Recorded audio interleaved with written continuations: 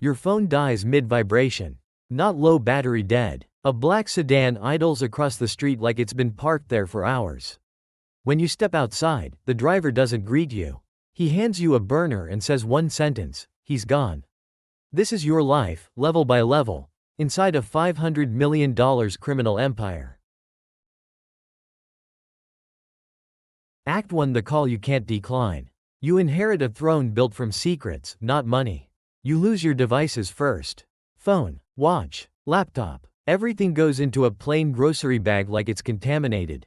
The fixer-pressed shirt. No jewelry slides you a prepaid burner and points at the passenger seat. One car, one driver, one route. The safe place isn't dramatic. It's a closed restaurant with the lights off and a single back room lit too bright. Chairs arranged with intention. A security camera angled away from the table.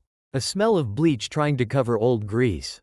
No condolences. Just logistics. Tonight's numbers. Which doors still open? Which doors are paused? You tell yourself you'll ask what happened later. You tell yourself you'll ask who did it later. You tell yourself you'll ask what's missing later because curiosity sounds like accusation in this room. They tell you the empire is still earning tonight, minute by minute. But tribute is frozen until the right people see you accept the role, publicly, correctly, in the right order. In this world, grief isn't an emotion, it's a scheduling problem. Act 2: The Backroom Protocol. Etiquette is body armor until you wear it wrong. The meeting happens behind an unmarked door, past a kitchen that's cold and silent. No paper, no screens, just men who already know where to sit. The head chair is empty on purpose, like a weapon left on the table. You don't take it, not yet. You stand half a step behind it and let the room notice the restraint. Handshakes come in an order nobody announces. Eye contact lasts exactly long enough. First names are rare, last names never happen. You tell yourself these are just manners. You tell yourself you can learn the rules fast. You tell yourself you're still the same person while you measure who interrupts whom, who laughs too quickly, who watches your hands. Tribute appears early. A nylon duffel set down like it's heavy on purpose. An envelope tucked beneath it. A keyring with no labels. Refuse it and you look weak. Take it and you bless whoever brought it. So you speak in operational fog. Short phrases. No details. No names. Ambiguity as armor. In a room with no contracts, your posture is the signature at the bottom. Act 3: The ledger they don't show you. You can't control what you're not allowed to see. They walk you through the machine like it's a factory tour. A cash business with 2 sets of books. A logistics chain explained without saying the route. Encrypted comms mentioned but never demonstrated. Offshore shells referenced like weather always there, never discussed. Then the ledger appears, and it's not what you expected. Not names, not partners, only flows. Columns of coded numbers. Territories with nicknames instead of addresses. Collections, written where you'd expect something uglier. You tell yourself you'll demand the full list once you're settled. You tell yourself you need transparency to lead. You tell yourself you're entitled to the truth until you realize knowledge is rationed here the way oxygen is rationed in a submarine.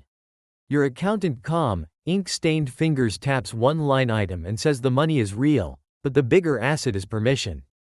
Gates that open, inspections that don't happen, problems that get handled. Then he goes quiet and admits one permission just went dark tonight. You inherit a fortune, and the first thing you learn is how little of it belongs to you. You've learned the seating chart, the code words, the safe silences. Next, someone forces you to accept a gift in front of witnesses, one decision that quietly picks your enemies for you.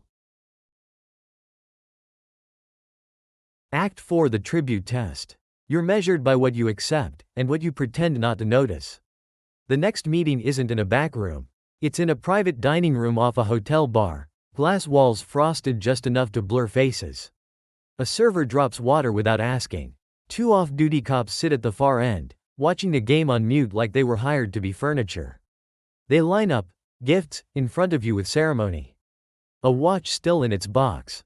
A thin envelope with a driver's license inside someone else's name, your photo. A bank card with no logo. A set of keys on a brass tag stamped 44. Nobody explains. They wait for you to touch something first. You tell yourself it's just tribute. You tell yourself it's tradition, not leverage. You tell yourself you can sort it out privately until one of them says, softly, that the watch came from the guy who wants your roots, and the keys came from the guy who wants your protection. You pick up the watch. You slide it toward your wrist like you're putting on confidence. In this business, a gift is a handshake with a blade tucked in the palm. Act 5: The rule you have to break. You become real the first time you authorize harm you can't undo. Your driver takes the long way back, the route that loops past the river and the freight yards, because someone is always counting which streets you trust. The burner keeps lighting up with 2-word messages. North Crew, Port Delay, Audit Rumor. Each one expects you to be the kind of person who answers. At the safe place, the fixer lays out a problem like a menu. A crew skimmed from collections. Not a lot, 3% over 6 weeks, but it's a test because everyone noticed and nobody moved.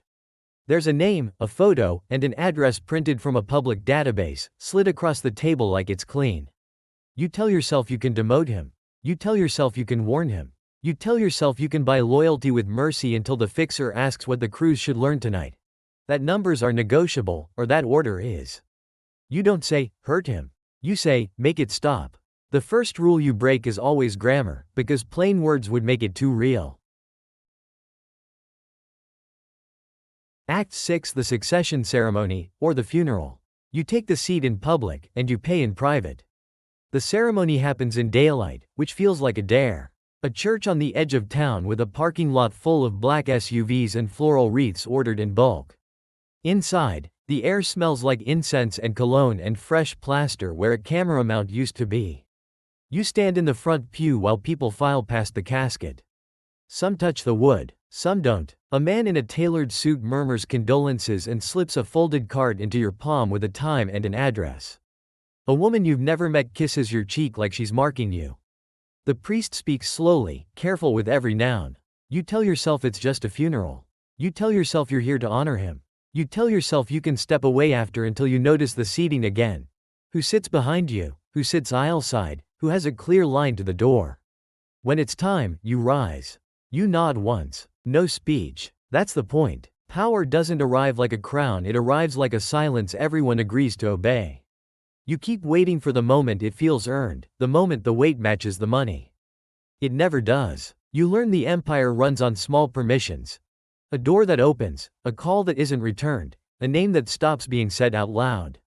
No matter the title, you still sleep like someone listening for footsteps because the throne is just a chair facing the room.